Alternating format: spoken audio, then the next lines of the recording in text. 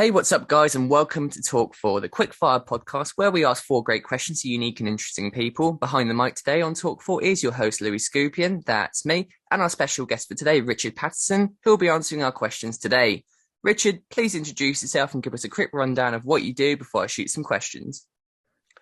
My name is Richardpaterson. I'm the master distiller for the Dalmore, although I've sort of stepped down from that role. I still do 100 days for Whytemackay, with particular emphasis on the Dalmore single Highland malt. But I also do consultancy work for the Wolf Craig Distillery, which hopes to be underway very shortly, which is in Stirling. So consultancy work and obviously judging international wines and spirits is what I do, which keeps me exactly very busy. Very impressive person. And I noticed it's called Wolf Craig, is it? Or Wolf Craig? Or... Wolf Craig, correct, yes. Yes, I noticed that on your pages, actually, on Instagram and stuff. So what's the deal there? Is it something coming out soon, or is it all in the works? Well, this is a distillery which is just overlooking Stirling Castle. Unfortunately, we are waiting for planning permission, which has been slightly delayed, and it won't be until later in the year, but we hope to get that on very, very shortly. It is a unique distillery with triple distillation going on, with a 3-ball distillation, but it is going to be a really impressive distillery when hopefully we get underway. But I've got some great colleagues behind the ex-managing director of Whytemackay, who is the managing director for 17 years. So we've got a real force, a real good management, which has real passion for Scotch whisky, because really that's what it's all about if you want to promote your brand and attain the highest quality possible. Wow, that sounds like a heavy project, but I can't wait to see how that all goes and everything. Guys, we're going to be asking Richard 4 questions today about his expertise. And without further ado, let's get into question number 1. So, for question 1, how did you get started in the whiskey industry, and how did it progress from your first sip to your amazing career? I started really through my father and my grandfather, who were master blenders. And one day, perhaps down in Helensburgh, when I was 8 years old with my twin brother, my father, master blender of W R Paterson Ltd, said, "Come on, boys, it's time I took you up to Glasgow to show you my world, my whiskey world." So we were a bit reluctant to do it, but because it was Dad, we had to obey him. So we got in the car, we got up to Glasgow, and then he parked the car in Stockwell Lane. And he said, "Right, come on, boys, it's just up here." And he walked up the cobblestones, and in his pocket, he took this big bunch of keys, and he unlocked these huge doors and slid them open. And suddenly, as soon as the doors were open, the waft of whiskey Maderized wines engulfed our nostrils. The noise of the city was quite incredible, but the moment we walked into the warehouse, it was dark, it was dingy. We could see the silhouettes of the casks in the background, and everything was quite mysterious, something we'd never seen before. But really, whiskey wasn't of interest to us. So my brother and I started fooling around, and this annoyed my father, so much so that he took a balinch, he took the bung of the cask out, and then dipped it in, and he took a sample, and he put it into a Capita nosing glass, one like this one here. He said, "Richard, since you think it's so funny, why don't you tell me something about this whiskey?" And of course, I picked up the glass in a stupid way, and I said, "I don't know what you mean, Dad." He said, "What?" And he slapped me on the back of the head. He said, "You must look at the whiskey, boy. You must look at it." I said, "I don't understand." He said, "Look, take the whiskey, swirl it around in the glass and smell it. Is it as heavy as your grumpy grandfather? Is it perhaps as light as your mother? Is it perhaps as sweet as your chocolate bar? Or is it as dry as the dust on the floor?" So from that, I said, "Right, I see what you mean." So it was heavy in body and full of body and character, and it had that degree of sweetness, a bit like my chocolate bar. He said, "That's what it's all about. You've started to look at whiskey." But that sort of opening sort of introduced me. I didn't taste it, obviously, but I smelt it. But something stirred inside of me, which made me say, Scotch whisky, maybe this should be part of my life. But when I joined the company, A Gillies Company in Glasgow, the people there said, "You just got this job because of your father." And that made me very angry. So that's why I really started to get involved with the Wine and Spirit Education Trust. and I studied not only spirits, but I studied wines. And really, knowledge is power. And when the executive stops learning, he's finished. These two proverbs I've always gone behind and always taken it very serious. Even to this day, in my elderly years, knowledge is so important. It's something you must grasp, but also you must have passion. And that's what I've implemented both at A Gillies Company and my 52 years at Whytemackay to make sure that that knowledge is imparted into my whiskies that hopefully will be appreciated by people. Wow, that's a very loaded answer. And I tell you what, I love how it really runs in the family for you, doesn't it? It's like whiskey's almost in your blood, isn't it? Completely. It is. It runs in the family, but it runs in the family because Scotch whisky is an unbelievable spirit, not just for single malts, but for blended whiskies. And it is just a small country, Scotland, but it goes over to 200 countries around the world. Very few people have not heard of Scotch whisky, which is a huge accolade and a privilege to be part of a great industry.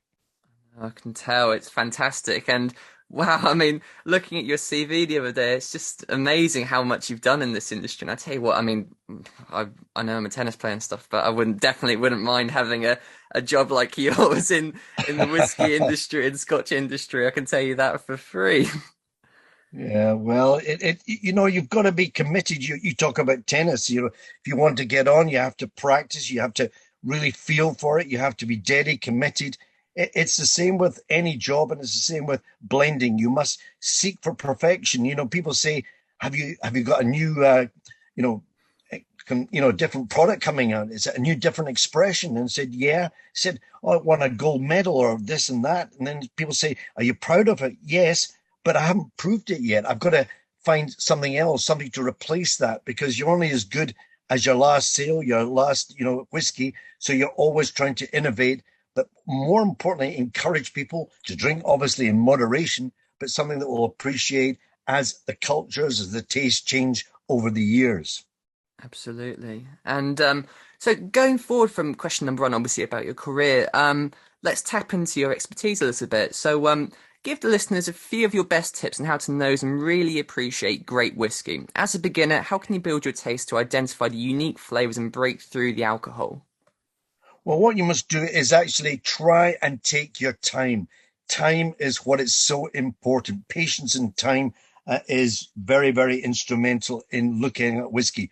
First of all, you must have the right glass. It always helps. You've got either a Glencairn whiskey glass or you've got this Copa Capita glass that's shaped like a tulip. And you put the whiskey in the glass, you pour it there, generally a generous amount, swirl it around, and then bring it up to your nose and say, hello. And then you swirl it around and go back and say, how are you? I And then love go this. back and say, quite well. Thank you very much. So you've got two nostrils, but one will be better than the other. That's why it's very important to put it right up to the nose. None of this holding the glass back. You must get your nose directly, deeply into the glass and do it slowly. You must wait until the aromas arise. Your alcohol will hit your nose first. You forget the alcohol and go into the heart of the whiskey. That's why when I say hello, it opens up, you smell that. But when you go back and say, how are you? You're going into what we call the dry down in perfume. You're going into that middle body, and it's going to tell you, what does it taste like? Is it dry? Is it sweet? Is it heavy? Or is it light? And then when you smell it, is it going to reflect citrus fruits, marzipan, honey, all these licorice notes perhaps? Or, maybe it's a little bit smoky or something like that if it comes from Isla. So you just take your time. But when you smell whiskey, what you smell is what you're going to get in the taste. So you put it in your tongue, hold it there, keep it there. Don't just swallow it. Keep it at the top of the tongue, underneath the tongue. Keep it there, and then back up to the top. Keep it there, at least for 20 to 25 seconds. Then take a big deep breath, swallow, wait for it. 10, 9, 8, 7, 6, 5, 4, 3, 2, 1. Hello. The aromas from the warmth of your tongue will help to open it up. It's like cooking a great dish. You put all these different ingredients, takes a long time to put them together, so you don't swallow the food. You chew it. You chew it, and the more you chew it, the more you'll extract the flavors. Exactly the same with the whiskey. So when you go back to the whiskey a second time, hold it there, not so long, not 20 seconds, but just for a few seconds, and let it go down. And you'll then explore the differences, whether it's been a single malt or a blended whiskey, but it'll help you to appreciate whiskey that little bit more. If you find it too strong, now many of the whiskies, of course, are at 40% alcohol, but then you can get cask strength whiskies, which are maybe 50, 55%. You can then smell it, but just a little. If it's too strong, add a little water to it, still water, not sparkling, still water, and that will help to open up the whiskey and make it more approachable. You can add as much water as you like. Remember, it's very personal the way you like it. However, if you add Coca-Cola or milk or something like that, or even lots of ice, I'm afraid I'm going to get very angry. So just do it the way you feel best. But really, water, it helps to open it up and make it more acceptable to the palate. Richard, this begs the question, who puts milk and whiskey together? Well, you'd be surprised. Over in China, they put green tea. There's many different cultures that will want to enjoy whiskey. Sometimes in Japan, they have one called Mizawari. They put lots of water in it. It goes down to 7% alcohol. Some people like it that way. So, as I said, it's very personal. It's how you want to do it. But take your time with it. Really discover, take that first sip. Don't take a big mouthful, just a little of the whiskey and see if it, matches what you like. When I'm doing a tasting and people take a mouthful and I see their eyes blinking, I know immediately that whiskey is not suiting them. They have to add a little water. So it, in fact, goes over very smoothly. As we say, it goes over like silk. And that's what Scotch whisky, malt whiskey, blended malt, that's what it's all about. That's brilliant advice. And so now we have a better idea of how to, really nose and appreciate great whiskey. This also begs the question for me.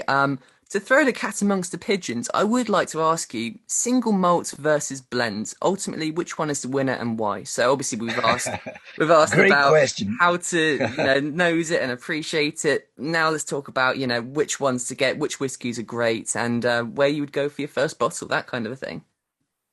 Right. Well, people say which is better, single malt whiskey from one distillery only, like a shadow bottled wine, or is it the blended whiskey when we take malt whiskey and grain whiskey and add them together? Quite frankly, both are great. Blended whiskey dominated the market. And then, of course, in the late 90s, 1990s, really single malt from all the whiskey festivals that started first in Frankfurt, then move over to New York in 1998. And then every capital of the world has now whiskey festivals going on, which has made a more awareness of what Scotch whisky is all about. Although we started with blended whiskies in the 90s, when it moved into the 2000, 2010, in particular 2012, single malts really dominated these festivals, and we've never looked back since. But when we talk about single malts, there are 134 distilleries in Scotland. We come to 4 different regions. We have the Lowlands, the Highlands, the Campbelltons, and the Islas. 4 distinctive areas producing different styles. So when you say, give me a single malt, you have to ask, well, what do you want? Do you want something that's a bit lighter? Well, maybe perhaps a lowland malt will suit you. Oh, no, we want something a little bit more complex, a bit more. Well, we have to go up to the Highland region beyond what we call Greenock to Dundee of that Highland line. But when you go up to, the Highland malts like Dalmore, Fettercairn, they're quite a heavy style that need time. But then, of course, you go over to the Speyside Valley. There's over 50 distilleries. The River Spey runs for 107 miles, and there are about over 52, 53 distilleries on its bank. But these are delicate. This is a sort of valley of tranquility, soft, elegant, rolling hills, etc., etc. So it's got great charm. But when you go beyond Inverness, as I say, Dalmore, and of course Pulteney, and way up to Scapa, Highland Park up in the Orkneys, they're a bit heavier and sort of reflect not the terroir, but the countryside. Whereas you go down to Islay, medicinal, smoky, peppery, Lafroig, Arbeg, Lagavulin, and Kilcoman, of course, the new distillery there. excuse me, have that sort of peaty, smoky. So you have to have the sort of wind and rain in your face to really appreciate these styles. But as I say, back to that one word, time. Give these whiskies time. These single malts might be, generally speaking, coming in around about 10 or 12 years, but they can go up to, 50, 54, 60, 60, even up to 80 years now. And they command exceptionally high prices. Like the Dalmore, 64 years old, for one bottle, only three produced in 2010. They command prices like something like £1.5 million. So Wow. great demand, especially for single malts. Wow, that is amazing. And actually, when you were just talking there, I wanted to ask something a bit more personal, actually. I've tried an Isla smoky whiskey before, one of the PT ones, and I've always wondered how is that smoky flavour achieved in them? What exactly is that from?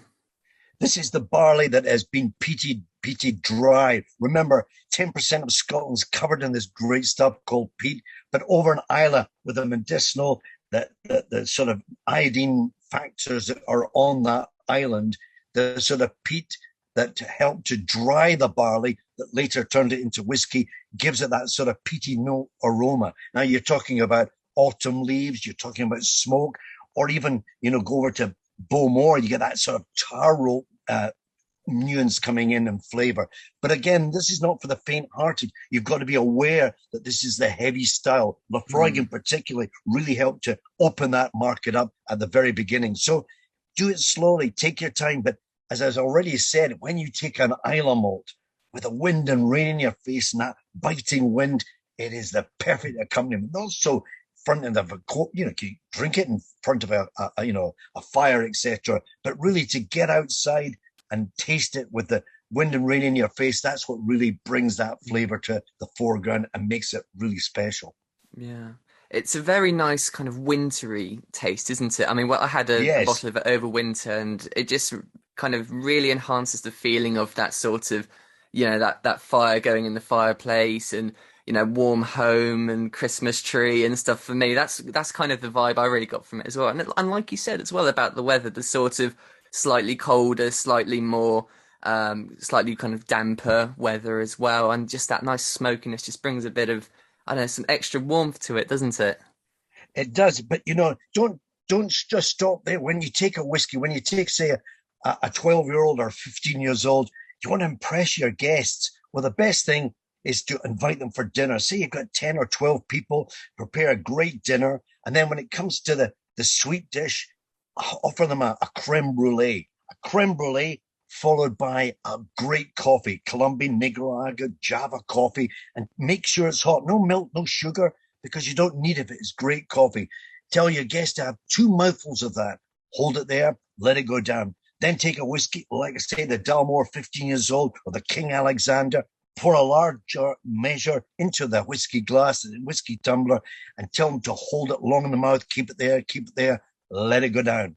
Then get some chocolate, bitter chocolate, 82% cocoa fat, around about that, and let it melt in your mouth. As soon as that melts in your mouth, that will go and combine with the whiskey, combine with the coffee, the creme brulee, and you will turn an ordinary dinner into a banquet, something really special to show you all these great flavors that are in a single malt coming together in perfect harmony. Oh man, you've made me really hungry and thirsty now. Damn it. Yeah. Oh, I could kill for that right now, to be honest. It sounds fantastic. Richard, so this next question actually is something that's very interesting to me because I'm hoping to go for a trip to Scotland this year in the summer. And anyway, let's get on with the question. I'm going to be listening very intently to the answer. So I've always wanted to go on a distillery crawl of Scotland. There's obviously a vast number of them. Do you have a top few recommendations to visit? Well, I have to be, it's a very difficult question because every part of Scotland is beautiful, great place. The weather can be, sometimes fantastic, unbelievable, sometimes not so good. 10, million litres of rainfall in Scotland every year.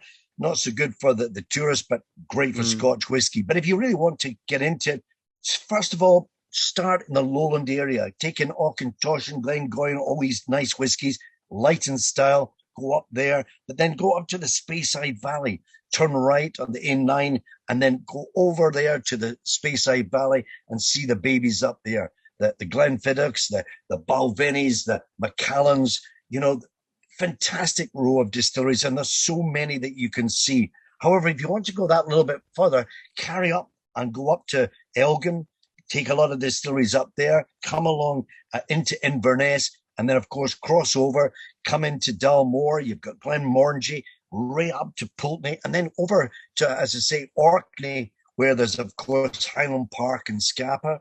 Then perhaps come down, and then, take in Skye if you can, Talisker, of course, great whiskey, got that little hint of peat, and then cross over to Islay and see the wonderful distilleries, not just in Islay. Don't forget, you've got Jura there, crossover, only take you 4.5 minutes to the island of Jura with that one distillery on that island, and that really reflects it. Give all these places time, but every distillery, I can assure you, you'll be given a warm welcome. Wow, that sounds fantastic.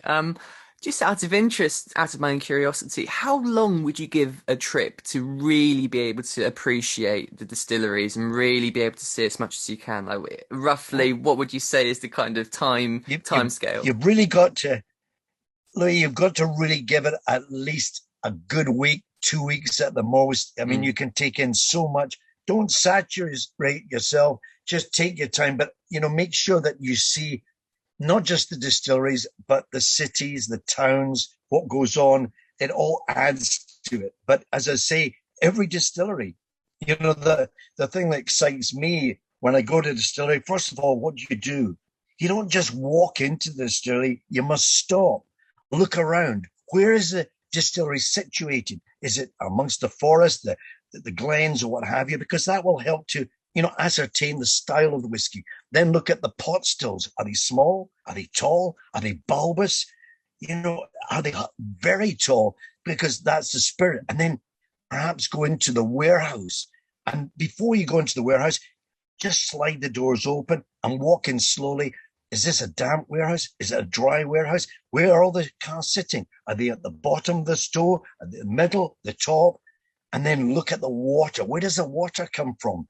Is it directly spring water? Is it from the river? Is it from a loch? These will all come together. But don't just talk to the guides. The guides are really so important. If you get a chance, talk to the men and women that work at the distillery and ask them as many questions as you want, because they're there to help you. As I said before, every distillery has got so much character, and you will be rewarded when you go to bed at night and you think of all the drams you've tasted. You'll be just filled with such great knowledge. Excellent. So, guys, that is our 4 questions done for today. And before we wrap it up, it is time for the shameless plug. Richard, feel free to take a minute to promote anything you're working on, want people to take a look at, or just something you believe in. It could be a book, it could be Wolf Craig, whatever you want.